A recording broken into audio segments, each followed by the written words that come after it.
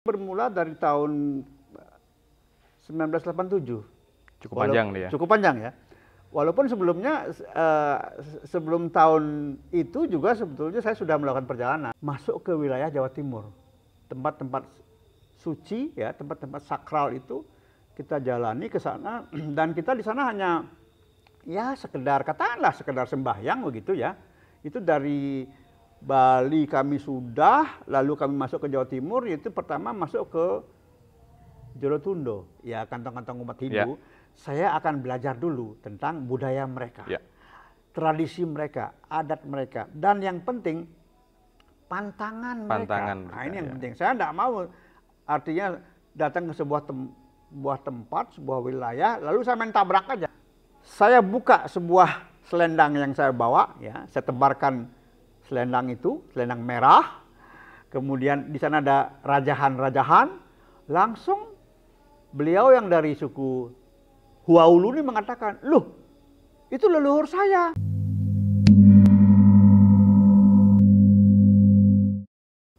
Om Swastiastu, Rahayu, Rahayu, Rahayu, Sagung Tumandi. Pemirsa Mandala Channel, kali ini kami mendatangkan tamu spesial, salah satu tokoh umat Hindu di Indonesia, yaitu Pak Dewa Ketut Suratnaya.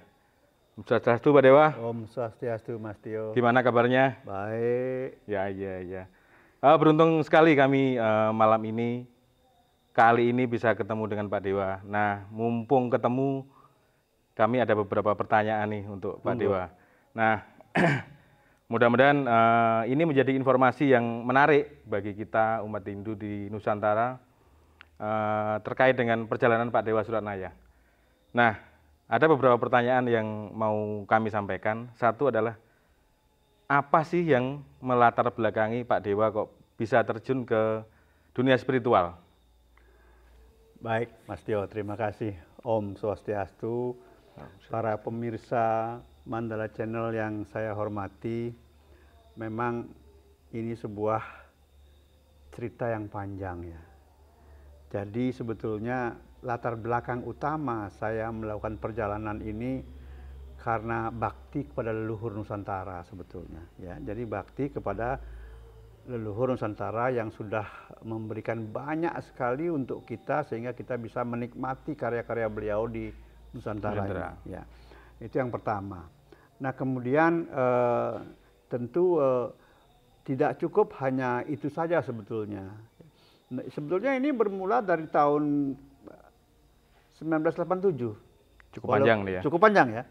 Walaupun sebelumnya sebelum tahun itu juga sebetulnya saya sudah melakukan perjalanan, tapi ada hal-hal yang tidak mungkin saya sampaikan kepada umum gitu ya. Jadi saya mulai di tahun 87. Tahun 87 itu saya sudah muncul keinginan ya, walaupun waktu itu saya masih bekerja ya, muncul keinginan untuk mengenal yang namanya spiritual.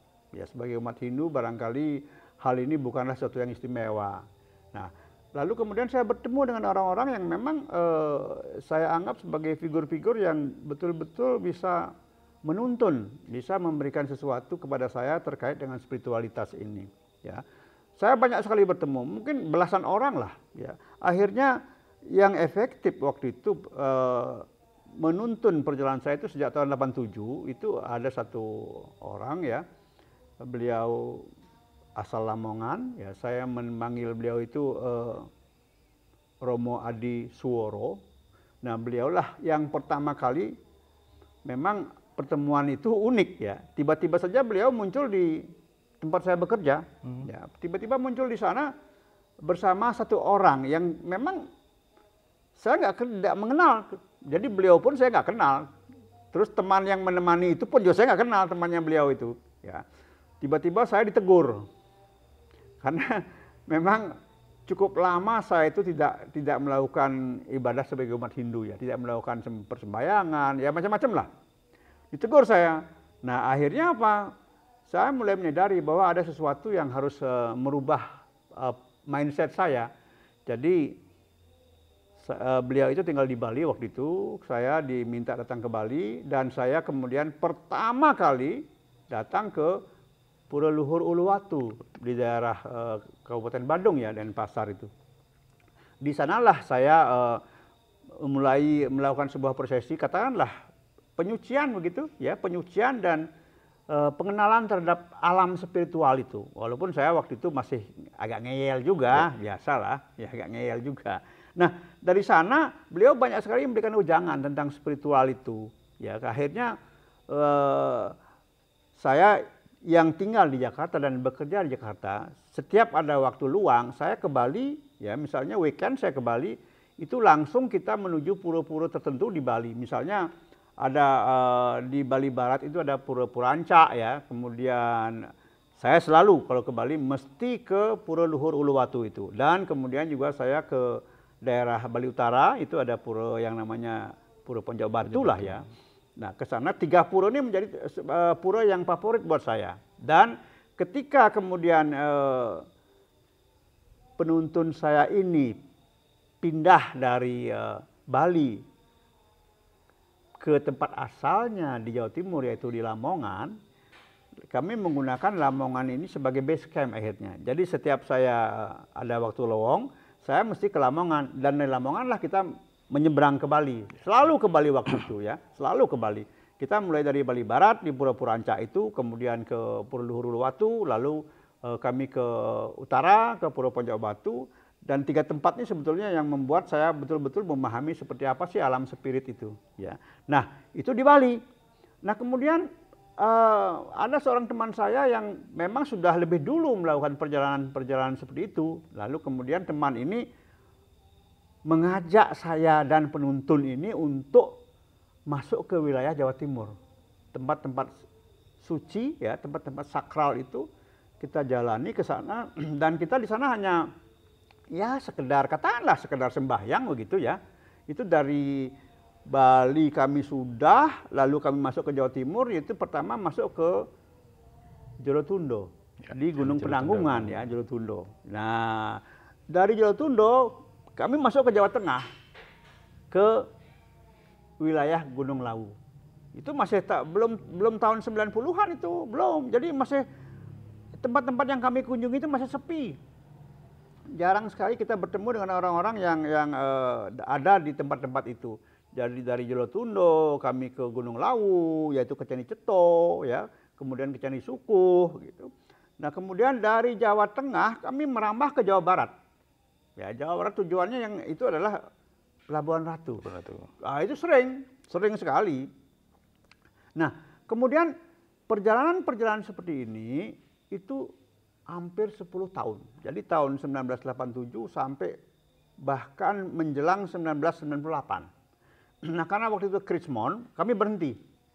Kami berhenti total karena merasa tidak aman dengan kondisi yang tidak kondusif itu. Ya. Nah, kemudian setelah berapa tahun kemudian ketika penuntun kami itu meninggal, ya akhirnya kami berjalan tanpa penuntun. Saya punya tim waktu itu. Kita tetap melakukan perjalanan ya ke tempat-tempat yang dulu kami diajak oleh penuntun kita ini. Ya. Kita ke Jolotundo, kita ke Gunung Lawu, kita ke Pelabuhan Ratu, dan ada tempat-tempat lain juga yang kita datangi seperti Dieng, kami datang ke sana. Ya. Dan ini semakin menambah ketertarikan saya, ya. Akhirnya kami seperti punya tim, kita punya tim, ya. Dan belakangan kami menemukan lagi, katakanlah guru-guru spiritual. Nah, kami mulai mempelajari di situ, seperti apa sih spiritual itu sebetulnya. Dan akhirnya apa? Sampai kami berada pada posisi yang unik. Karena apa? Kami mencoba mengembangkan spiritual itu secara mandiri. Ya, walaupun kita ada teman lah, berempat atau berlima waktu itu ya, tapi yang tinggal hanya beberapa orang, 2-3 orang waktu itu. Kami mulai secara mandiri. Dan karena kami tinggal di Jakarta, mulai kami itu katakanlah melatih diri di 2 pura di Jakarta itu. Yang pertama pura Dalam Puri yang di Cilincing, pura dalam itu. Nah, kami sering datang ke sana, malam tapi, dan selalu malam. Kemudian yang kedua Pura Brimob di Kelapa II. Kami juga malam. Nah, hanya saja kemudian apa yang kami lakukan itu dianggap sebagai hal yang aneh. Sehingga muncullah cerita-cerita dari teman-teman dari ya sesama umat Hindu lah bahwa kami ini aliran. Aliran. Nah, oleh karena itu kami mulai membatasi kegiatan itu. Walaupun sebetulnya banyaklah anak-anak muda yang kita bina waktu itu. Jadi kita ajak meditasi bersama ya. Kemudian kita lakukan katakanlah pengelukatan. Nah, itu tapi kemudian akhirnya terhenti karena ada suara-suara sumbang seperti itu. Nah, setelah itu kami terus berlanjut ya, walaupun kadang-kadang hanya 2 orang, 3 orang ya, sampai akhirnya ya hampir berapa tahun ya, dari 87 sampai sekarang ini kami kadang-kadang masih melakukan perjalanan-perjalanan seperti itu. Ya, walaupun tim kami sudah bubar sebetulnya. Baik. Terus kami kan ikutin juga Pak Dewa ya. Jadi Pak Dewa ini kan kemana-mana nih. Dari area Jawa itu hampir menyeluruh. Sampai Ambon, Sumatera, Sulawesi, Kalimantan. Nah ini apa yang mendasari ya? Kok sampai harus ke mana-mana ini? Iya, sebetulnya sederhana ya. Pertama, seperti pada awal perbincangan tadi saya mengatakan bahwa ada keinginan untuk mewujudkan bakti kepada leluhur Nusantara. Dan tentu karena kami ada di wilayah Jawa, maka itu lebih banyak kami lakukan di Jawa. Namun demikian, kami juga tidak hanya di Jawa sebetulnya, misalnya di Kalimantan. Ya, kami datang ke Palangkaraya misalnya. Itu waktu itu ke Bukit Tangkiling. Jadi waktu itu Bukit Tangkiling itu ada sebuah pura di sana, di mana saat itu acaranya ngentek linggih pura. Jadi saya mendampingi Swargi Pedanda Gede Putra Telabah waktu itu. Beliau yang muput ngentek linggihnya, saya yang menyampaikan dharma wacananya itu di Tangkiling, Bukit Tangkiling di Palangkaraya. Nah kemudian sebelumnya saya juga ke Kalimantan Selatan ya, ke daerah Ranai. Di sana ada komunitas Dayak Meratus. Mereka juga Hindu ya. Sempat di sana saya menginap dan sampai berapa kali saya ke sana dulu dan mereka sangat antusias ya. Itu di selatan. Kemudian Sulawesi. Nah, saya sempat ke Mamasa, Sulawesi Barat itu. Di sana juga umat Hindunya memang komunitas asli, etnis asli ya, di sana. Di Mamasa. Kemudian kalau kita masuk ke wilayah Maluku, itu saya dari Jakarta ke Ambon dengan pesawat, kemudian dari Ambon kita masih bisa ke Tual namanya ya, ke Bandara Langgur, di sana masih bisa dengan pesawat, tapi kemudian dari sana kami harus menyewa perahu layar waktu itu untuk menuju ke Maluku Tenggara. Di sana di sebuah pulau yang namanya Pulau Tanimarke, kami bertemu dengan etnis asli Tanimarke itu yang juga beragama Hindu. Dan mereka ngotot mengatakan bahwa leluhur mereka adalah orang Bali. Ya, saya sempat kalau tidak salah 2 atau 3 kali saya ke sana waktu itu. Nah, kemudian Ambon, selain itu saya juga ke Masohi. Masohi itu Maluku Tengah. Ya, Masohi. Kemudian di Pulau Seram saya bertemu dengan etnis Naulu, ya, mereka juga beragama Hindu, dan juga etnis Wahulu, mereka juga beragama Hindu, ya. Itu di Pulau Seram, ya, di Pulau Seram. Nah kemudian kalau kita balik ke Sumatera, ya saya ke Lampung, banyak bertemu dengan umat-umat Hindu di sana. Semuanya itu sebetulnya menurut saya bagian daripada wujud bakti saya kepada leluhur Nusantara. Ini. Jadi hampir semua wilayah lah, kecuali Papua. Kecuali Papua ya. Papua belum. Saya belum pernah ke Papua. Seperti itu. Ya. Terus dari perjalanan tadi Pak Dewa ya, pasti kan ada kan masing-masing budaya berbeda nih. Betul. Ya kan karakternya berbeda. Suku mereka berbeda. Iya. Nah, yang punya cerita paling menarik ini di mana nih? Iya, biasanya kalau saya mau mengunjungi sebuah daerah, ya kantong-kantong umat Hindu, saya akan belajar dulu tentang budaya mereka, Ya. tradisi mereka, adat mereka, dan yang penting pantangan mereka. Nah, mereka, ini yang ya. penting. Saya tidak mau artinya datang ke sebuah tempat, sebuah wilayah, lalu saya main tabrak aja. Tidak mau saya harus tahu dulu seperti apa. Seperti misalnya ketika saya datang ke Meratus di Kalimantan Selatan, ya di Ranai.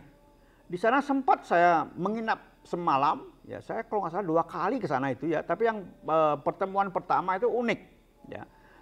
Musim hujan, kami diskusi ya dengan katakanlah kepala kelompok ya, kepala suku lah begitu di sana, ya dari setengah 8 malam sampai jam setengah 6 pagi.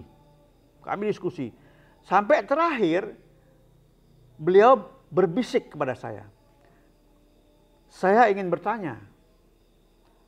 Yang selama ini pertanyaan saya tidak pernah terjawab dengan orang-orang yang saya pernah temukan, kata beliau itu. Saya tanya, pertanyaannya apa? Saya ingin tahu sejak kapan manusia itu menjadi Hindu. Jadi kata-katanya unik, menjadi Hindu, bukan dia menjadi penganut Hindu, enggak, menjadi Hindu gitu. Nah, saya jawab, ya, manusia menjadi Hindu ketika dalam kandungan sperma ketemu ovum, lalu Iswara mengisi Atman. Sejak saat itulah dia sudah Hindu. Begitu saya jawab begitu, ya saya jawab seperti itu, beliau langsung seperti menangis dan memeluk saya sambil berbisik, terima kasih. Itu jawaban yang saya harapkan dan 6.000 orang di belakang saya siap menjadi Hindu. Wah, itu luar biasa itu. Itu yang pertama. Nah, yang kedua yang unik juga ketika saya mengunjungi Pulau Seram di Maluku. Ketika saya bertemu komunitas yang unik di sana, di mana mereka selalu menggunakan ikat kepala merah. Dan menurut pembimbing masyarakat Hindu, yaitu Pak Sukardi Rianto, sangat sulit untuk berkomunikasi dengan mereka, ya, entah kenapa. Nah, kemudian saya bertemu di Maluku Tengah, di Masohi waktu itu. Nah, saya buka sebuah selendang yang saya bawa, ya, saya tebarkan selendang itu, selendang merah. Kemudian di sana ada rajahan-rajahan. Langsung beliau yang dari suku Huaulu ini mengatakan, loh, itu leluhur saya yang punya. Dengan cepat kain merah itu saya lipat, saya bilang, oh kalau gitu kita bersaudara. Setelah itu baru terbuka dan bercerita banyak tentang komunitas mereka. Sangat banyak. Nah, akhirnya apa? Sejak saat itu, kalau saya datang ke daerah itu, ya, untuk bertemu dengan mereka, saya selalu menggunakan kain merah, ikat kepala merah, tidak udeng, ya, tapi ikat kepala merah saya gunakan seperti itu. Dan di sana, ya, jadi ada tahapannya sebetulnya. Sebelum saya bertemu dengan etnis Huaulu ini, saya bertemu dulu dengan etnis Naulu, ya. Itu dia agak berdekatan dengan pesisir, ya. Kalau Huaulu ini di tengah hutan, ya. Kalau Naulu agak pesisir.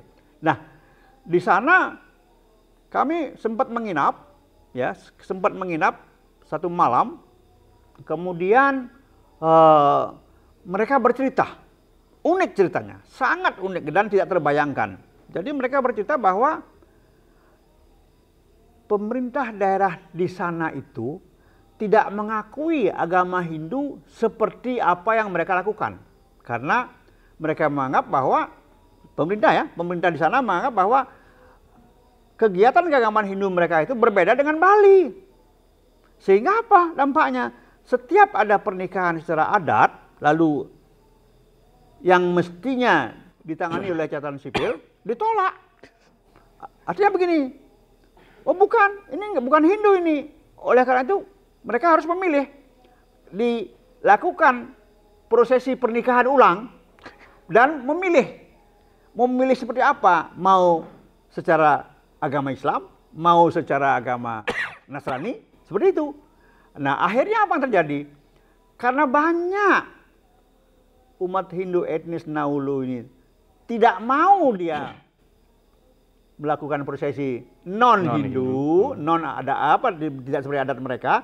Akhirnya mereka tidak punya sepotong pun dokumen tentang pernikahan. Dan akhirnya anak-anak mereka tidak bisa diberikan akte kelahiran itu. Lah, ketika kami ke sana, lalu saya dengan Pak Soekardi Rianto itu berpikir untuk berbuat sesuatu. Lalu kita buat sebuah format yang judulnya Pengukuhan Kehinduan Suku Naulu.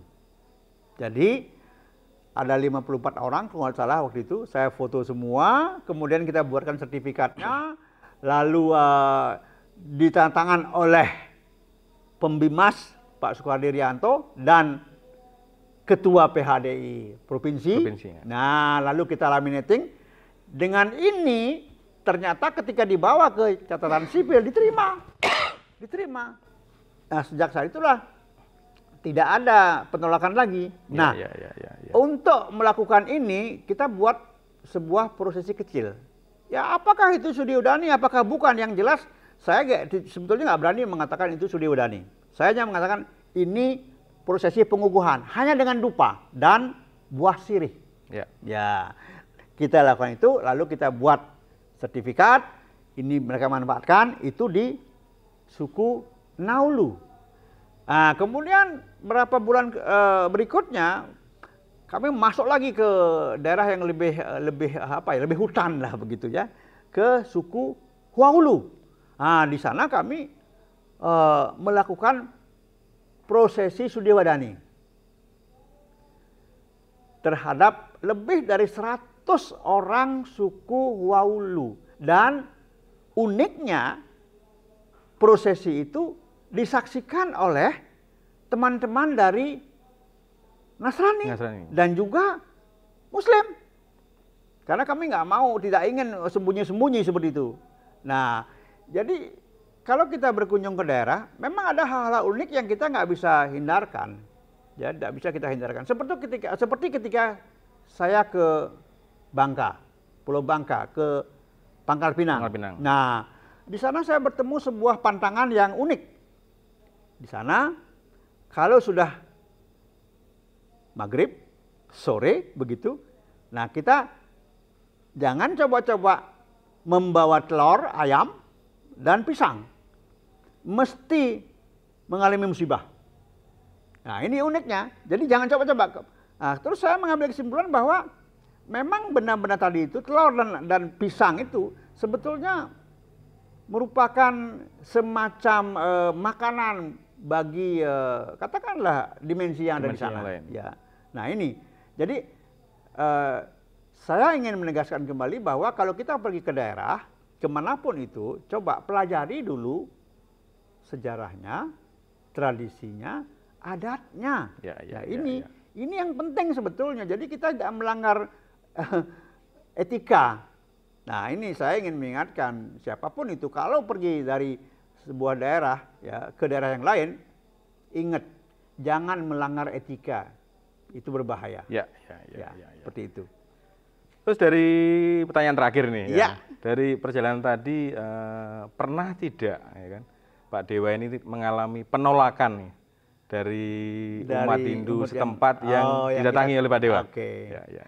Jadi begini Mas Tio, dari sekian banyak yang saya kunjungi dan karena saya sangat hati-hati, sebelum datang saya sudah bersiap mempersiapkan diri, jangan sampai terjadi hal-hal yang tidak kita inginkan.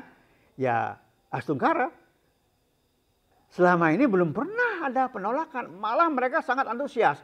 Bahkan ketika saya untuk kedua kalinya datang ke komunitas Hindu di Bukit Meratus, itu ibu-ibu itu menangis. Saya dipeluk oleh ibu-ibu itu. Mereka sangat antusias dan begini mungkin ya, karena mereka selama ini kurang sentuhan. Artinya juga begini, kalau kita datang ke sebuah wilayah, bertemu dengan komunitas umat yang jarang disentuh, itu kita harus paham sebetulnya dan kita harus mendekati mereka dengan sebaik-baiknya tanpa ada muatan apapun itu, harus itu ya. Sehingga kita kalau datang ke mereka itu, mesti mereka itu akan sangat antusias. Jadi selama ini terus terang di Kalimantan, di Sulawesi, di Maluku, kemudian dulu saya pernah datang ke NTT ya, kemudian di Sumatera ya, ya Astungkara saya tidak pernah mengalami kesulitan. Nah, kemudian ada pesan sebetulnya di sini. Ternyata untuk para pembina, para penyuluh yang sering ke daerah atau yang ada di daerah, ya, sebelum mengunjungi umat, bekalilah diri Anda dengan hal-hal yang terkait dengan keberadaan etnis asli yang ada di daerah itu. Ya, tanpa itu kita tidak akan pernah berhasil membina mereka. Ya, memang kita akui bahwa selama ini kan pemahaman tentang agama Hindu lebih banyak terkait dengan kegiatan keagamaan Hindu di Bali. Ini masalah ini sebetulnya. Jadi sekali lagi tidak pernah ada masalah saya. Ya. Terima kasih Pak Dewa. Jadi pemirsa Mandala Channel, mudah-mudahan apa yang disampaikan oleh Pak Dewa ini yang sudah melanglang buana bisa bermanfaat untuk kita semua. Dan terakhir saya tutup Om Santi Santi Santi Om.